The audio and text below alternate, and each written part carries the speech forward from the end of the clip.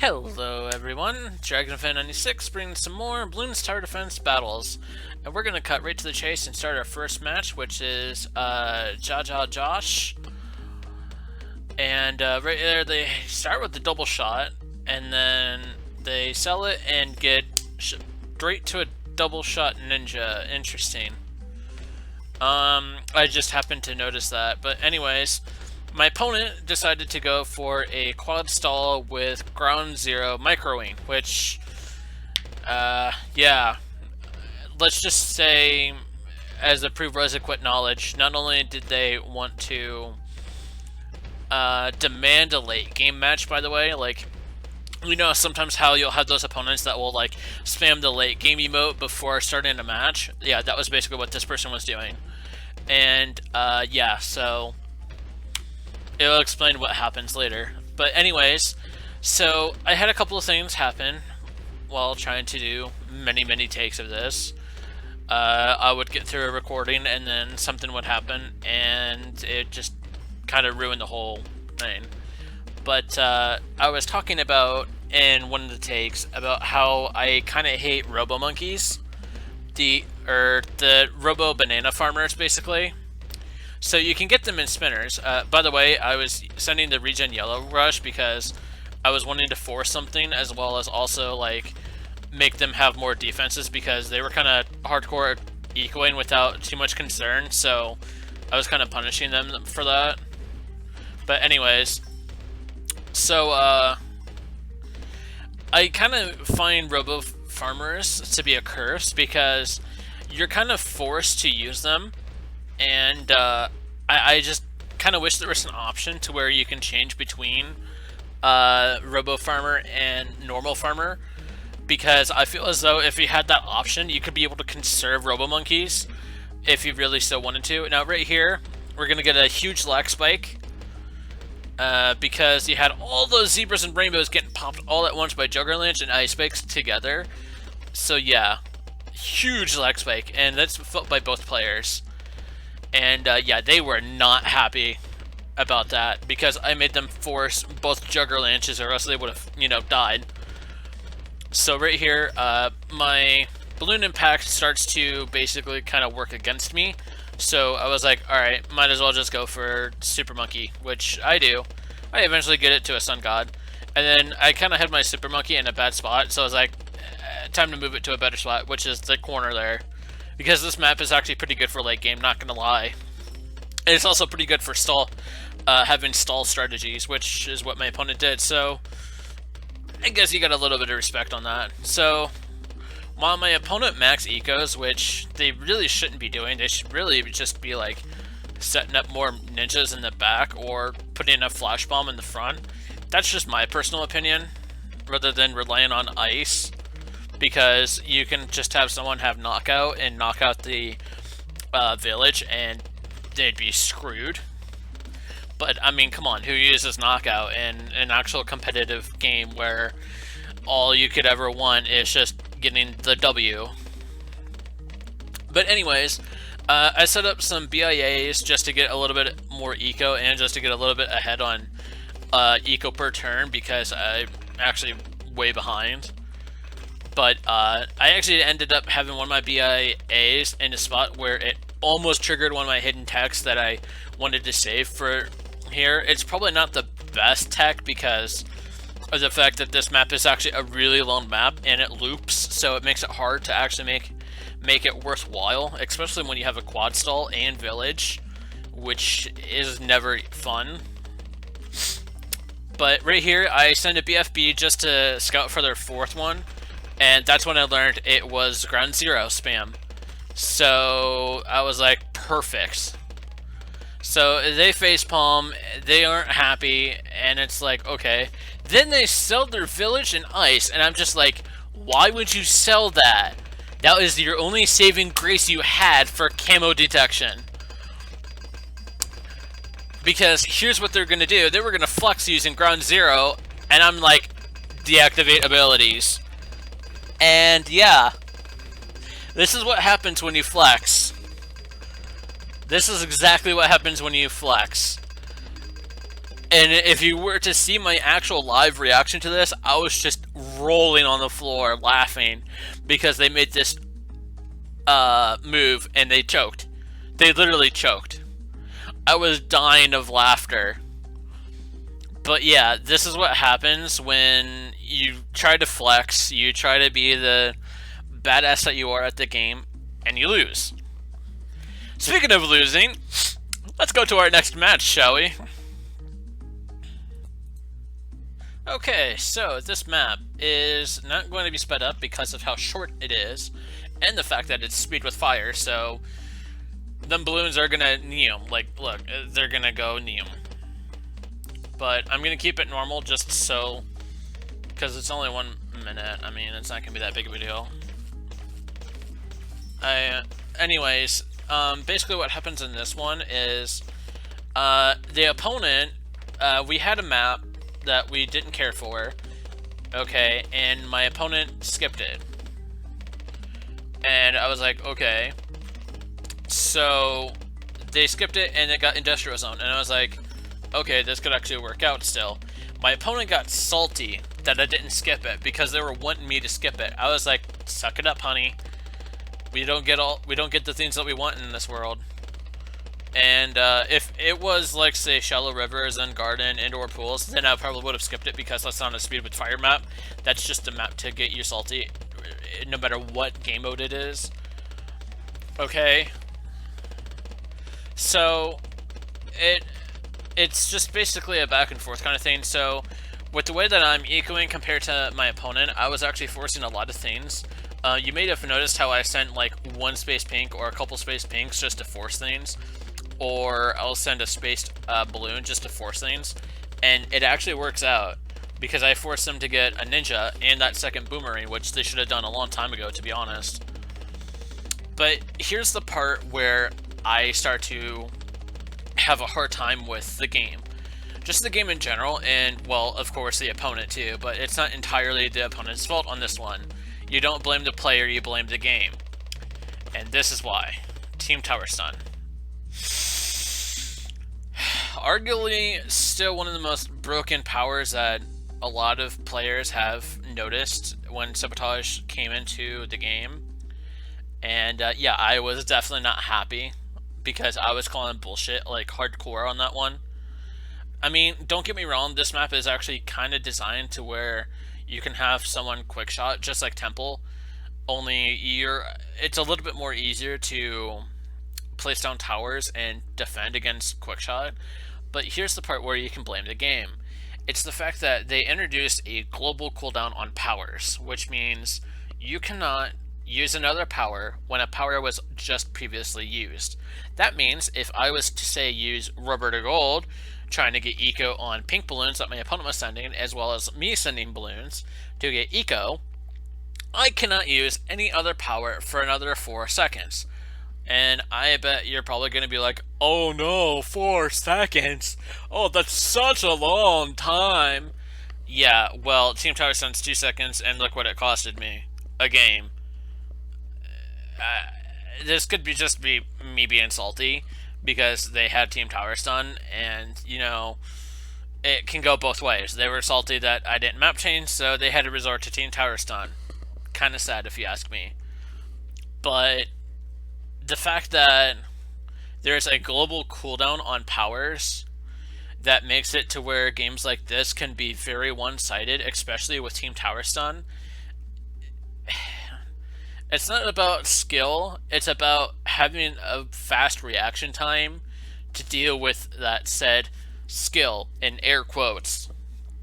Because a lot of the powers, especially, mostly Sabotage really, Sabotage is just one that just still needs balancing, and I've proven that time and time again. Tower Blindness needs nerfing, deactivate abilities, maybe could use some nerfing, but I mean, they're powers that nobody uses, which is why I use them, is to show that they're still useful. It's just the application of how you use it determines whether or not it's toxic. Because here's the thing, not many people use them in a normal match, like say using deactivate abilities in Bananza. Most people just use, like, say, Eco Choke, or they'll use Big Balloon Buster, some kind of track power like Lightning Bolt or Glue Storm, or I've even seen Spike Storm, which actually is pretty good for Bananza, to be honest. If you had Spike Storm and Balloon Snipe, that's kind of like the same trio as Damage Boost and Glue Storm, but there's so many ways to where you don't really need a track power in Bananza. A lot of the other times that you'll see as a common one is using Balloon powers in Bananza, but you don't see Sabo ability. I mean, sure, you'll see an occasional like Ego Choke or Knockout or Team Tower Stun or Slow or something like that, or Cripple even. But it's not every day that you deal with Sabo in Bananza compared to other game modes. It's just some food for thought here that I feel as though sometimes Sabo isn't always a resort to use. Now, I know I'm probably going to be labeled as a hypocrite for saying that because I too use Sabo, but it's the way that you use Sabo determines whether or not it should even be used. But anyways, after that little rant, I'm going to move on to our next opponent. Okay, so here's our next opponent. We got Soto. And yeah, this opponent is going to be quite interesting. So they were ranked pretty high. I believe they were double silver, which is, I believe, top 2,500, if I recall correctly. I don't know the entire kind of records, but I do know Prestige very well because, I mean, I kind of have a gold silver for Prestige, which is pretty good. I mean, it's not like say Black Diamond or any of the diamonds, but I mean, it's still pretty good. It's decent, okay? I'm not completely a noob here. But anyways, right here, I was sending Eco just to see if they had Seeking or not. And then they just kind of like, I'm going to use Sub. And then I was just like, okay. Well, you go ahead and use Sub. So, my original reaction was, oh, they're probably going to go Ninja, Glue, Sub. But no. No. They decided to use something even more boring. They decided to use Sub, Ninja, and Heli. So, they say well done on getting a balloon trap. Like, I mean, it's not that hard to see it. It's in the corner where no one will notice. But I think they said well done for the fact that I had a factory before them.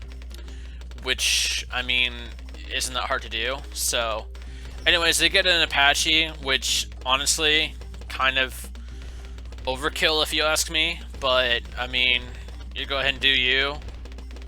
That's just my personal thoughts. I really don't think you needed that Apache. That Sub can last you until at least round 15, 14, 15. I don't know. When you're able to send out ceramics, at which point you can just use a Ninja that has distraction and set it on strong. So right there, they tried to send a rush, and I had all the balloon traps in the world. By the way, that right there, yeah. Not even those rainbows that leaked through could make it because of the balloon trap. I had like all the balloon traps in the world, and I wasn't too concerned about popping a secret plan, which was using a 3-0 super next to a camo detecting village, which is what I usually do in Bananza. But it was the fact that my opponent was so aggressive. Like right here, I predicted a Moab coming, and they quick-shotted leads thinking that was going to do something. And I'm just like, okay, well, I guess it's time to pop out the Super Monkey. So, I mean, it was just so easy to read my opponent because of how aggressive they were. The attacks and rushes were just so predictable. So right here, I sell one of my factories, and I was like, alright, well, I might as well just get a BIA just to have a little extra eco. So I ended up trying to get, I think, 3 BIAs. The NGs were kind of working against me with the sentries, but it was okay. And then I get a village, and then I start ecoing myself. And they were like, oh god, pinks! Even though they have a Sub, 2 Apaches, okay, to deal with the pinks. But no, they needed to have all these ninjas that they're building, 2 ninjas, 3 Sabos, And then another ninja in the front, like in the true front of the tower, not even ideally in the best of places, just to make sure that whatever I was to send them fail. So right there, they send a pretty sizable rush, a few oh my gods, and just a row of BFBs, which I don't understand why BFBs. I mean, it's not that much harder to get as oh my god. I mean, you have the money, clearly. Oh, but don't worry, he uses that money to good use, or she. Basically, they just kind of forced oh my god protection, which, I mean, I just resold and ecoed more. And then they was like, you know what? Because I'm waiting for that counter, here, have some first strike subs. And I'm just like, oh honey, I'm not even gonna bother rushing you because you had 2 Apaches. That was your BFB protection, right? And oh my god protection right there was 2 Apaches. I would have easily rushed you around 35 if that was the case. Even with this Sabo, it wouldn't have worked. Okay, but then they were like, I'm gonna have 5 first strike subs, and it's like, okay. But do note that I have deactivated abilities, so if I was to rush you, yeah, those first strikes aren't gonna do you anything. The only thing that's gonna actually help you is the 2 Apaches that you have, which are kind of terrible against oh my gods, to be honest. They really are. If you send like a spaced oh my god rush with anyone that uses heli, they're going to struggle. They really are. Of course, the subs would also be doing a lot of the work too because of the missiles. But anyways, I have 2 temples, and I was working on my next temple, which I'm actually starting right now. I used overclock energy just so that way I can get another one, and then I had one of the TTs as a nice good like means to temple up, so that way I can get the best kind of temple upgrade that I can get, because I mean it's not much. But right here, I'm face palming my opponent because of them all outing, by the way, all outing a rush at round 32. This is not how you play Bananza. And my opponent also, from the first match, also didn't know how Bananza works. Okay? You can't just sit there and flex on cash that you have and think that's going to work. It's not. And so, after all that happens, I say oops because, I mean, they made a grave mistake. And here, once again, they tried quick-shotting a ceramic, but after it failed, they're just like, see ya! And I'm just like, thanks, I'll take the free 100 medallions, because, I mean, Bananza was on Lead Dungeon for once, which is never a thing. It usually is on White Wasteland or Yellow Stadium. But for once, it was on Lead Dungeon, which is where you get these kind of matches. But anyways, with that, I'm going to move on to our next opponent. Okay, so this match was a card battles. I'm going to speed this up a little. The only reason I'm actually showing this was the fact that they had a 0% card battles win, so I was like, alright, I guess I can go easy on them. And it's also to prove that I don't rely on power cards just to win. Now, I did have Eco Choke, sure, and I even used Eco Choke, again, sure, but it was on the off chance that they did have, like, say, a power card or something, because I don't have power cards to rely on, because I kind of rely on power cards just so that way I can, like, maximize strategy here, and the fact that, I mean, you're only limited to whatever check power that you get, but power cards are infinite. But anyways, I'm using the default deck, which, it offers some good coverage, but it's not entirely the best coverage when it comes to pop power. Personally, I kind of like having an improved default deck, which I could probably explain in another video eventually, because I do plan on coming up with different things for battles besides, you know, meme content. Right here they send Space Blacks, which are kind of a problem for me considering I don't have Space Black Balloon protection, or just space balloons in general, because a dart monkey can only pop so much and tack same. So right here I sell the tack and that wizard just to get a lightning wizard, which will be my space balloon thing. And then I send leads because it would be a problem for them because they don't have too much lead detection other than that one lizard. And all those zebras are gonna just sweep right through. And they even had a farm. I mean, they could have done like a little bit more, but I mean, they had empowered towers, so that tells me it's not their first time doing battles, period. But it's their first time doing card battles, especially. But anyways, it's just to show that, hey, look, I don't have to rely on power cards. Sure, I still used Sabo, and like I mentioned before, Sabo is kind of that double-edged sword where, sure, you can use it, but when you use it, you're automatically a toxic person. But, I mean, the way I look at it is, it's the powers that you use and how you use it is what determines whether you're being toxic or not.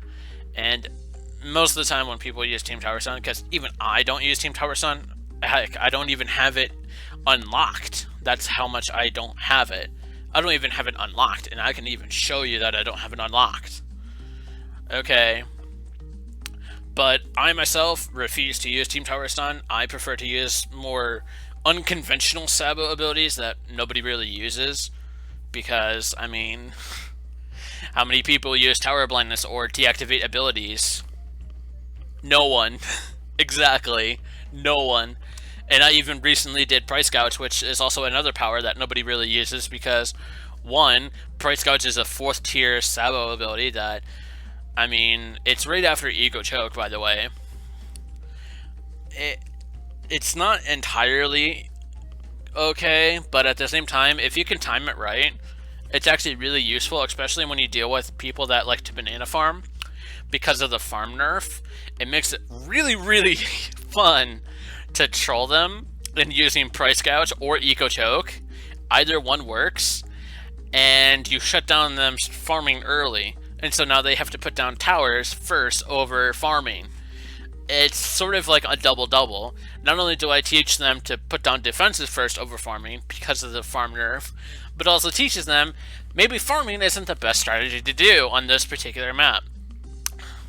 That's just my 2 cents. But anyways, we're going to move on to our final match of the day.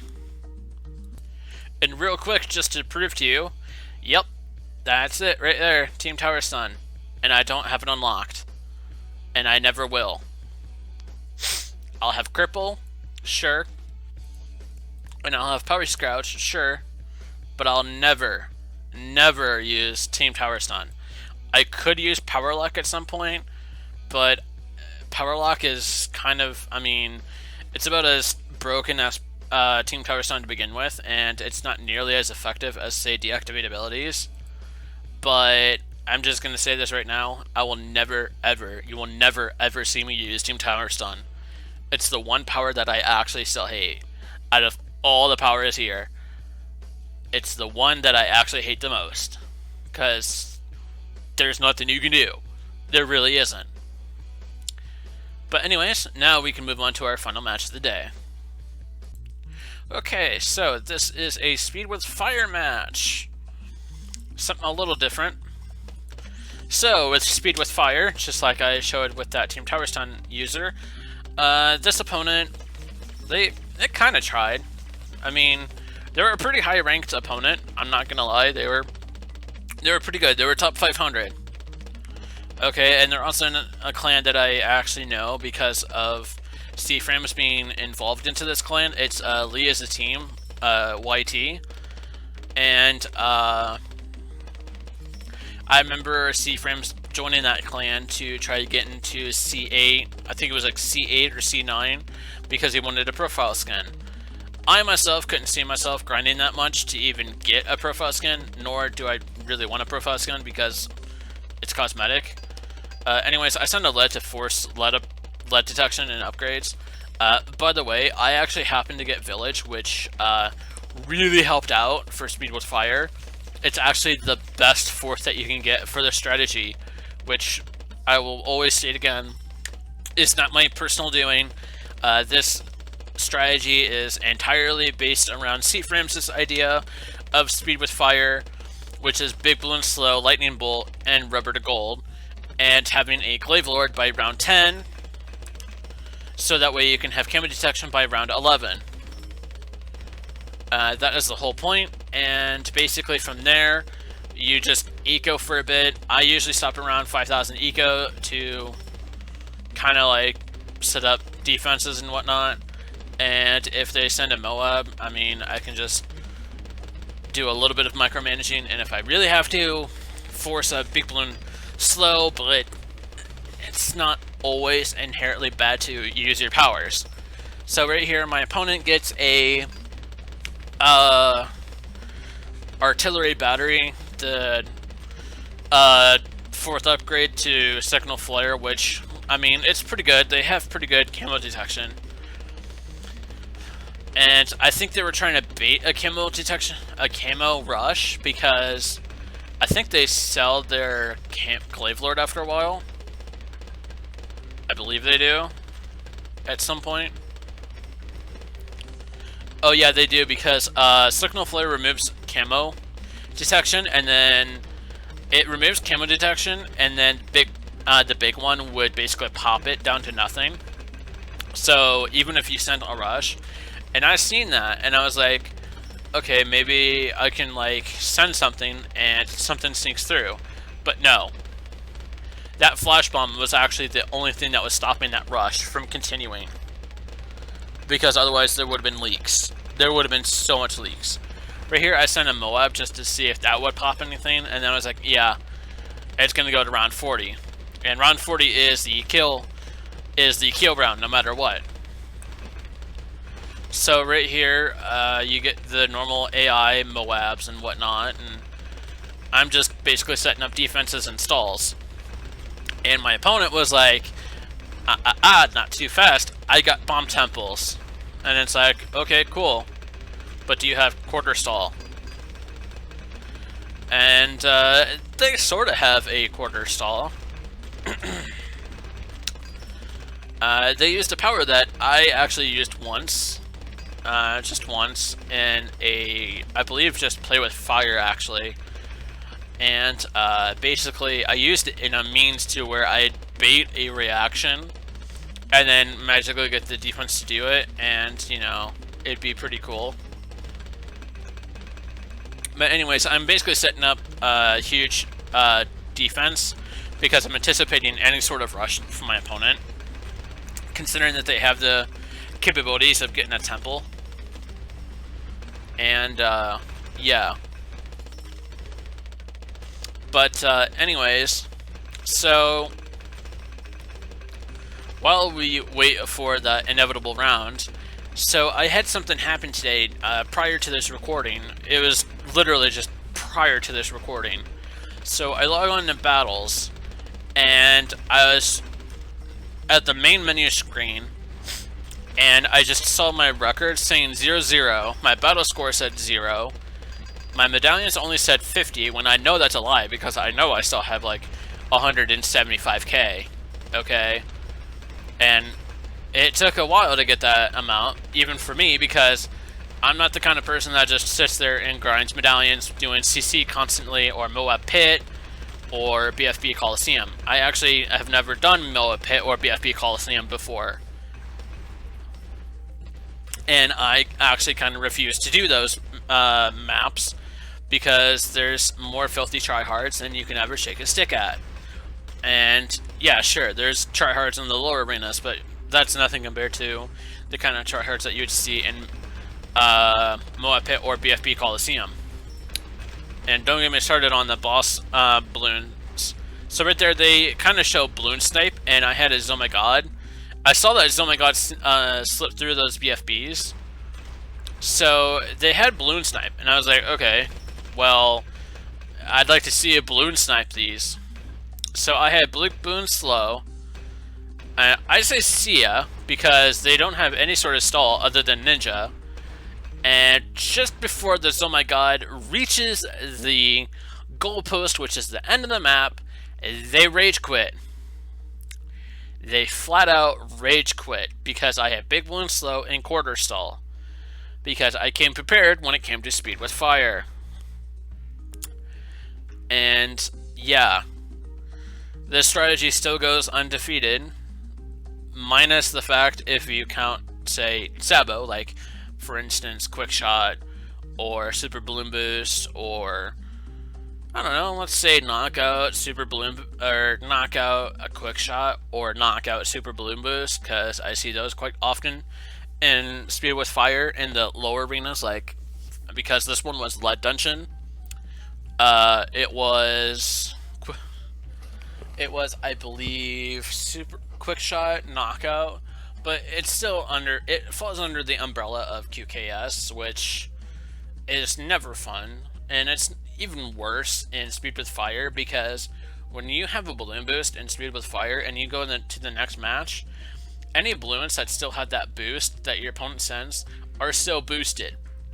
And it's been a bug for quite a while that I really wish Ninja Kiwi could patch, because let me tell you, if you have balloons that are boosted prior to another match and it's not your opponent's fault and they see that their balloons are boosted without a balloon boost, that can be very one-sided and detrimental to the match, because it kind of contaminates the match, so to speak, and that's never fun. But anyways, with all that being said, I'm gonna cut it here for now. I bid you all adieu, and until then, I'll see you all in the next one. Later.